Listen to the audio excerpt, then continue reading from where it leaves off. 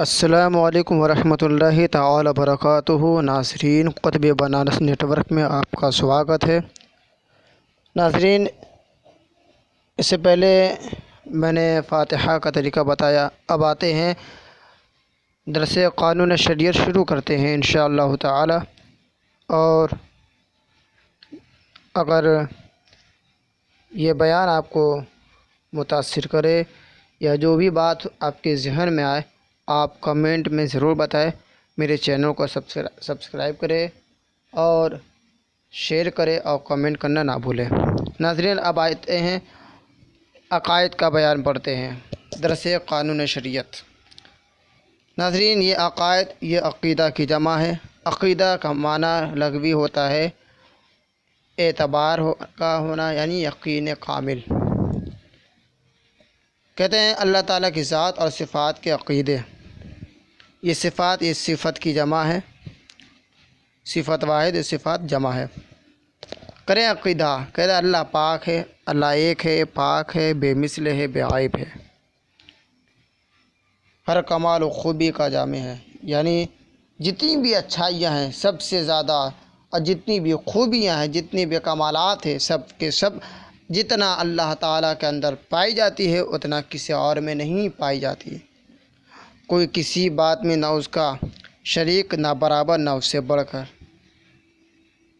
یعنی وہ کچھ کہے تو ایسا نہیں کہ اس کا کوئی شریک ہے، نہیں، بلکہ وہ کسی بات میں نہ اس کا کوئی شریک۔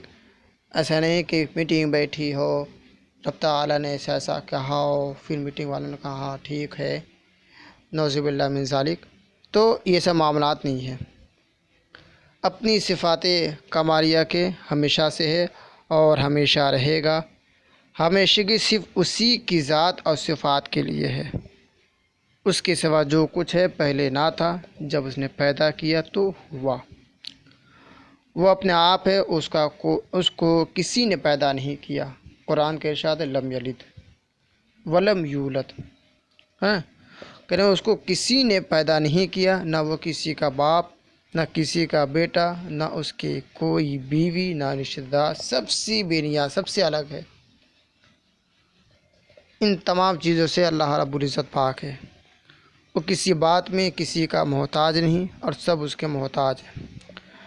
روزی دینا، مارنا، جلانا اسی کے اختیار میں ہے، اسی کے قبضے میں ہے۔ وہ سب کا مالک، جو چاہے کرے، اس کے حکم میں کوئی دم نہیں مار سکتا۔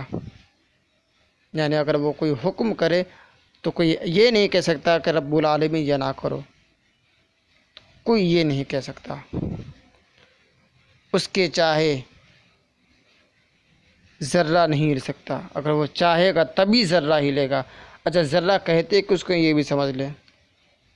اکثر آپ دیکھتے ہوں گے جو کھڑکیاں ہوتی ہے، جب دھوپ ہوتی ہے تو دھوپ جو ہے کھڑکیوں کی سوراخ سے جو کمرے کے اندر آتی ہے اور باریک باریک جیسی روشنیاں الگ الگ دکھائی دیتی ہے، تو اسی کو ہم ذرہ بولتے ہیں۔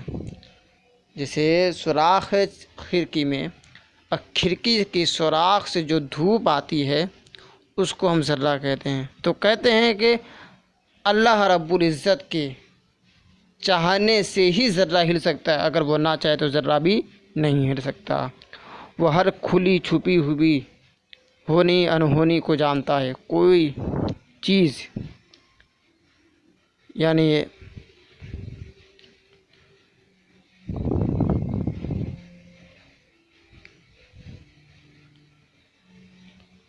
وہ ہر کھلی چھپی ہوئی، ہونی انہونی کو جانتا ہے۔ کوئی چیز اس کے علم سے باہر نہیں۔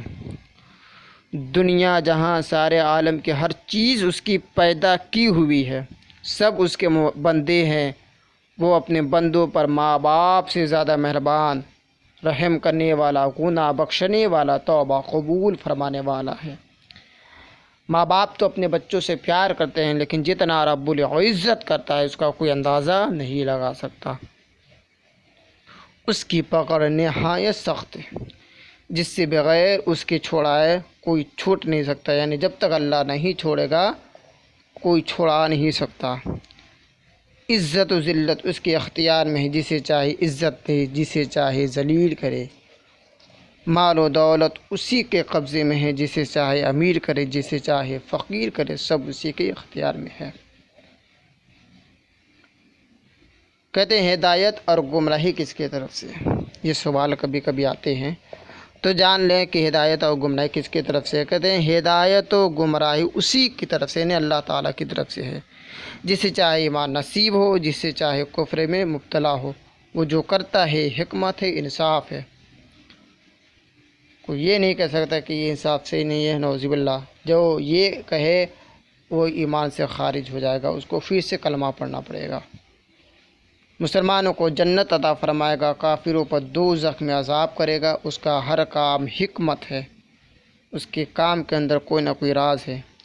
کہہ رہے ہیں بندوں کی سمجھ میں آئے یا نہ آئے، کہہ رہے ہیں اس کی نعمتیں، اس کے احسان بے انتہا ہے۔ اس کی جتنی بھی نعمتیں، جتنے بھی احسان ہیں، اتنا ہے کہ کوئی اس کا اندازہ نہیں لگا سکتا۔ وہی اس لائق ہے کہ اس کی عبادت کی جائے، اس کے سوا دوسرا کوئی عبادت کے لائق نہیں ہے۔